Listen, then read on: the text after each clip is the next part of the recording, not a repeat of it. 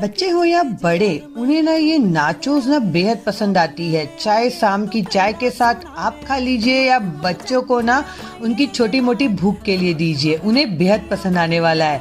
सबसे पहले ना टमाटर को हमें ब्लांच कर लेना है और उसका ना एकदम फाइन पेस्ट बना के प्यूरी तैयार कर लेना है। अब इसमें डालना है थोड़ा सा सूजी, गेहूं का आटा डालिएगा इसमें, और मेंशन किए हुए सारे ड्राई मसाले डाल के ना इसे हमें क्या करना है, अच्छे से सॉफ्ट आटा लगा लेना है। पानी बिल्कुल भी नहीं डालना है।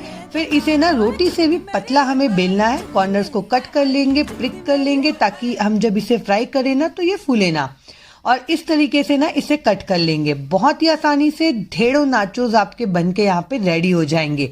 इसे फ्राई करते समय तेल का टेम्परेचर एकदम लो रखिएगा, अलटते पलटते क्रिस्प होते तक के सेकिएगा, और एकदम सुपर क्रिस्पी और हेल्दी नाचोस बन के रेडी है। ट्राई कीजिए, एंजॉय करिए और मुझे कमेंट करके जरूर बताइए।